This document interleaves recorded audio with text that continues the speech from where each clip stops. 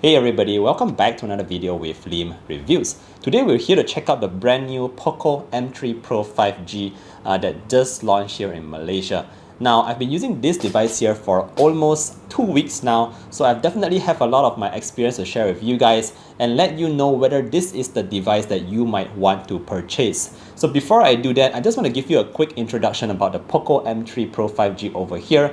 If you know the Poco M3 that was launched a couple of months ago, that device was a very budget, affordable smartphone at a crazy price launched by Poco. So you can look at this as kind of the successor to the Poco M3 with this Pro 5G version. Alright, so without further ado, let's just check out this device. Let's see what came in the box and let me share with you my experience after using this for 2 weeks. Let's go. Alright, so first up, let's talk about what came in the box. So I don't want to waste too much of your time to show you the full unboxing. Naturally, you do get the device itself. Apart from that, you also get this pretty flimsy plastic kind of case that came in the box. More importantly, we do have the charger that supports 18-watt fast charge and of course the Type-C cable which you will need for this device itself. So that's pretty much what you get in the box. Yeah, the box is this yellow color in case you're wondering. So now let's focus more on the device itself. First up, let me talk a little bit about the design and build quality and all that. So in terms of design wise guys, you can see here that we do have this very unique design on the Poco M3 Pro 5G compared to what is actually being in the market that we see today. This is a little bit of a fresh design, I would say, just because of that little cutout at the top left corner right here that you can see on this device right here. I think it just makes it stand out a little bit more. One thing to note here is that the back panel is actually very reflective and it captures fingerprints so easily, so you might want to use a case when you use the Poco M3 Pro 5G right here. But otherwise, just in terms of design, build quality feels very solid. We have this quite, not to say very heavy device right here, but it just feels very solid on this Poco device, just like all previous Poco devices as well. One more thing you need to note here is that we do get this fingerprint scanner at the right corner here. So those of you who wears your mask, you should wear a mask. You can actually have access to unlock your device very quickly with the side-mounted fingerprint scanner. Alright, now let's talk a little bit about the display. So the display at the front here is a 6.5-inch LCD display. It is a 1080p unit and the refresh rate is 90 Hz. So okay, just to sum up my experience with this display, the good thing here is that 1080p does look pretty sharp on this device right here. The second good thing is that you have 90 Hz, which also makes it fairly smooth on day-to-day use. Now the thing that I don't really like about this display right here is that again, we are given of course, an affordable budget kind of LCD panel right here. So it doesn't get too bright, and what's most important is most of the time when I'm outdoors or if you just go out for whatever reason, the display just doesn't cut it guys. You can't really see the content on the display and it gets very dim. That is one thing that I feel a bit lacking in terms of the LCD display on the Poco M3 Pro right here. Alright, done with the display, let's talk a little bit about the performance. So powering this device right here, just like most other affordable 5G devices here, is the Dimensity 700 processor. Apart from that, you also get 6GB of RAM and 128GB of internal memory. Bear in mind that is UFS 2.1. You do not get any fast storage here, which is understandable.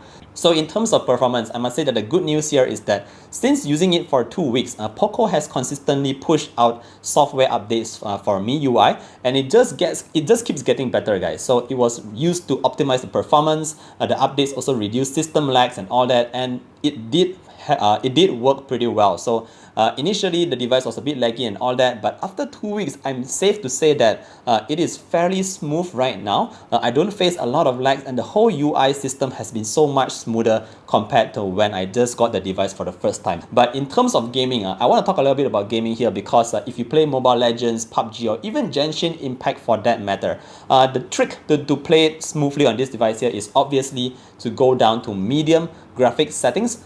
Don't go for the highest because it just won't hold up on the Poco M3 Pro 5G right here, but medium settings is the sweet spot where you can actually enjoy your game on this device right here. So yeah, just bear that in mind. Alright guys, next point we want to talk about here are the cameras at the back.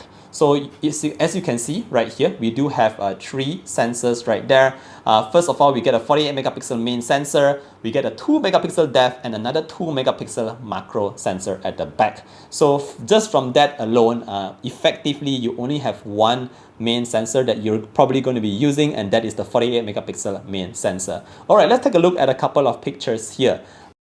Based on these photos that I took, you can see very clearly that during the day, it does a fairly decent job of capturing a lot of detail, decent amounts of saturation, and a quite natural looking photo from the Poco M3 Pro 5G. But as soon as it gets to darker environments or more challenging environments for that matter, you tend to see quite a lot of noise, sharpness levels goes down quite a fair bit as well. So it's definitely not a night shooter here. But again, based on the price for this device, guys, it is an affordable device. So if you're just going to be sharing your photos on social media, you shouldn't have any problems with the Poco M3 Pro 5G right here. I did wish it came with an ultra wide instead of those two depth sensors and macro lens. Alright, next thing I want to talk about here very quickly is the speakers at the bottom. It is a single firing speaker. Nothing too much to talk about there. It gets pretty loud, but yeah, I mean, it's pretty alright. And at the top here, you do get your headphone jack still present on the Poco M3 Pro 5G. So in case you have to use wired earphones, you can still do that with the device right here. Now, last but not least, let's talk a little bit about the battery in the back. So we do get a 5000 milliamp hour battery right here and supports up to 18 watt of fast charge. So if you notice on all the other Dimensity 700 devices, all of them only support up to 18 watt of fast charge. So I would consider that pretty standard. But again, like I said earlier on, you do have the charger in the box right here. So you can charge up the device. It takes about 1 hour or a little bit more than that to charge it up from 0 to 100. And in terms of screen on time, I was able to get about 6 to 7 hours. But I did do a little bit of gaming. So bear in mind, it really depends on your usage and usage patterns and all that. So that's what you can expect from the battery life of the Poco M3 Pro 5G. Alright guys, I think that is pretty much all that I want to share with you.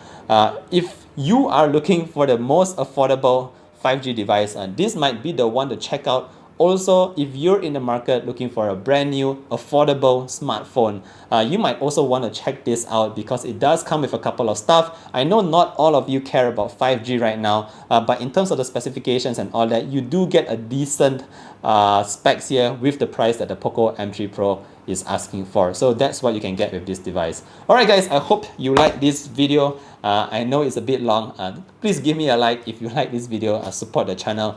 I hope all of you are staying safe, and I'll see you guys in the next one. Bye!